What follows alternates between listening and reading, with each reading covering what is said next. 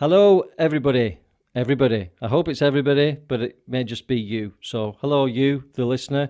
Fantastic to have you here. Lovely to be back here recording the second episode of From Lost to the River.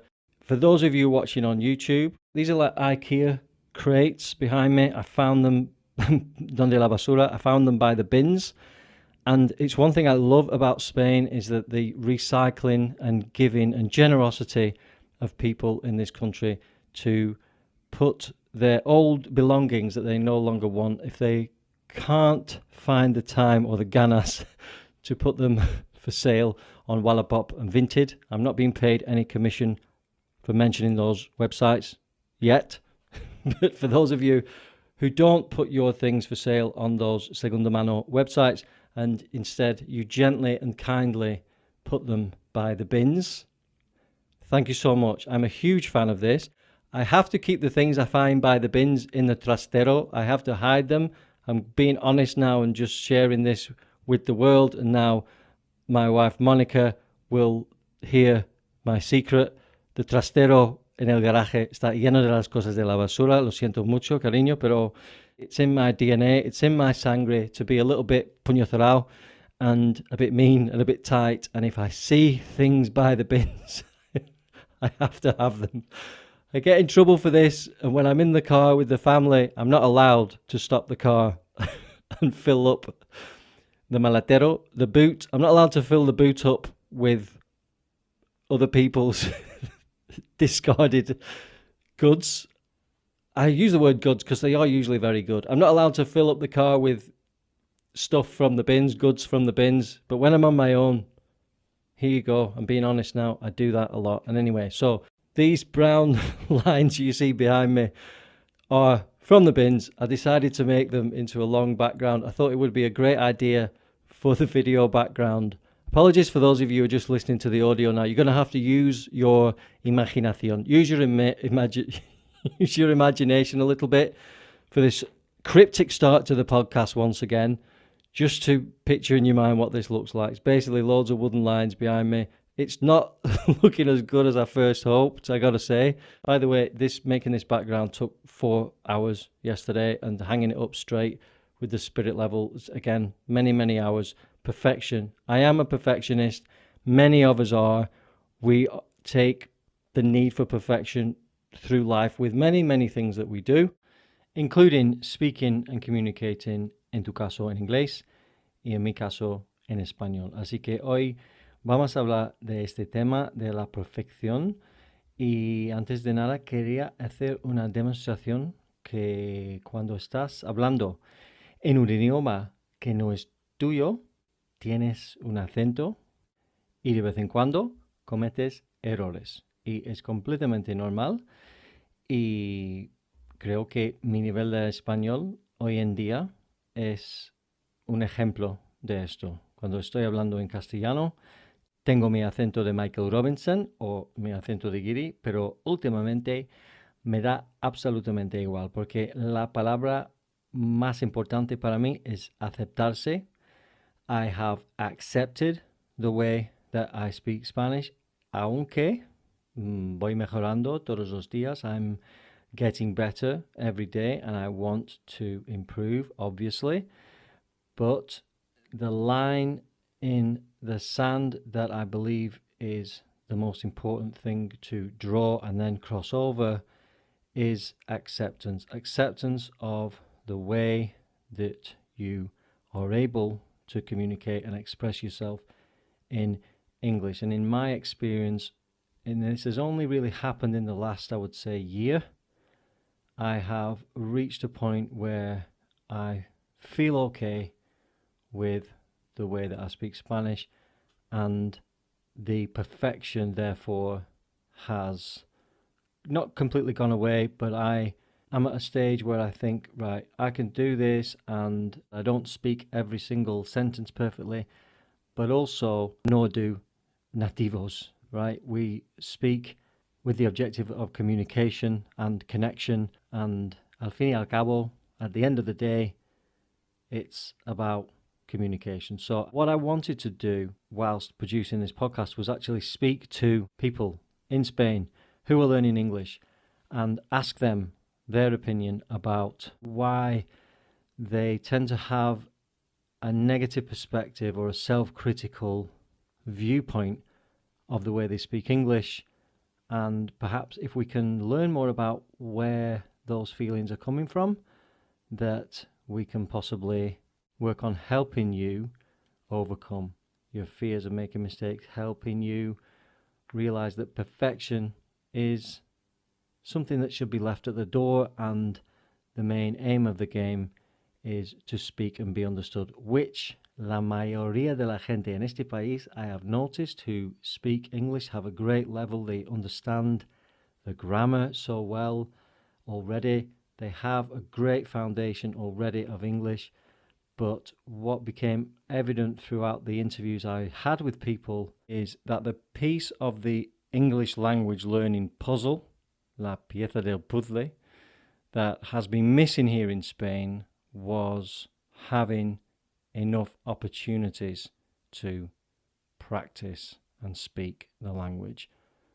So now we're going to join a conversation I had with a friend of mine, Ángel Gabalón Ortega. I hope I'm pronouncing your name right, Ángel. I know there's a tilde in there somewhere, but we're going to join the part of the conversation where you'll hear me explain to Ángel how I think his English is really good, and then he goes on to share some of his insights into why he and most Spanish learners of English in general don't share this same positive outlook about their own English skills. I always saw you and your abilities to speak English, like I was so like amazing. Like for me, Mhm. you know, it depended on punto de vista. Like from a guy that's not got very much ability to speak the second language he's trying to learn, which was me at the time, to see how Mhm. you could totally, in my opinion, fluently, whatever that means, Mhm. communicate with me. I was just like, wow, this guy's incredible at English, Mhm. you know? Yeah. So, you Well, know, I appreciate that. I appreciate. it brings me on to what I want to talk about today, actually, is that attitude or your belief in your abilities to speak English. Because when we arranged to record this episode, Mhm. and I said to you, you know, I'm doing a series where I'm speaking to uh, Spanish speakers who are learning English, who've got a great level. Mhm. And I want to, you know, we're going to have a conversation on the show about it. And you said, oh, well, I don't think that's me. I'm pichi picha. I think that's the word you wrote Yeah. in the Yeah. WhatsApp was a Yeah. pichi picha. It was my expression. What, My English is a what, bit pitchy pitchy. why do you think that though? Like, I meet so many people who've got an awesome Yeah. level of English, but think they don't. Like, where's that self-doubt, self-critical thing coming from, would you say? Yeah. We've lost the confidence in some part of our way of learning English. This is a very typical feeling here in Spain. I think that it is due to some kind of imposter syndrome that we have. I think that Right. it's called like this in psychology, because we haven't been trained in the practical field.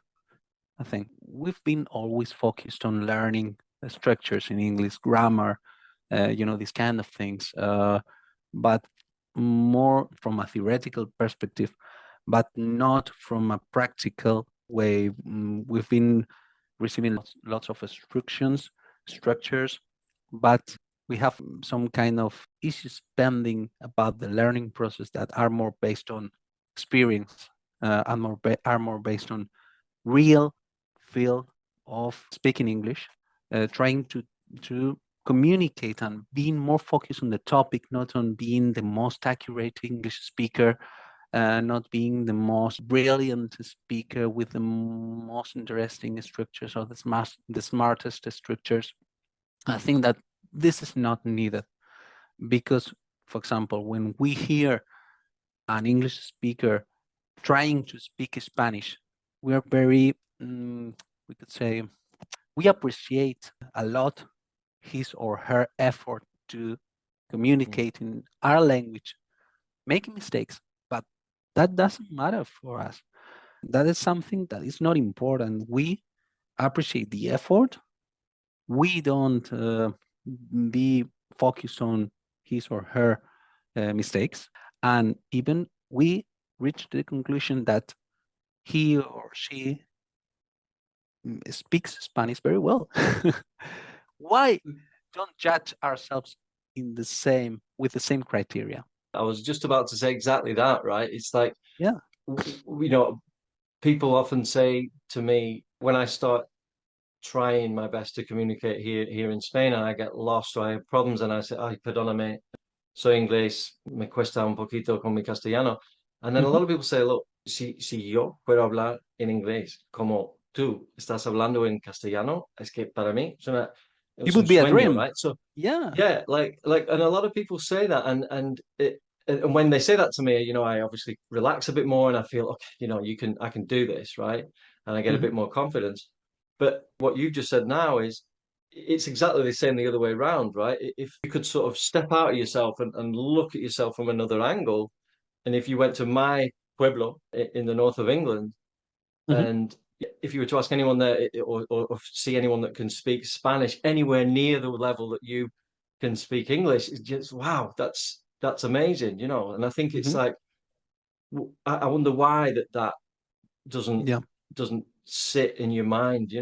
One part of that conversation that was very inspirational for me and actually helped me change my mindset personally about the way I speak Spanish and can communicate in Spanish was when Ángel talked about the appreciation, when he said, we appreciate the effort that this person is trying to communicate in our language. And let's just look at that sentence for a moment. Let's just reframe that with you and your English. Let's not underestimate that speaking another language is like a superpower, right? You've decoded a code.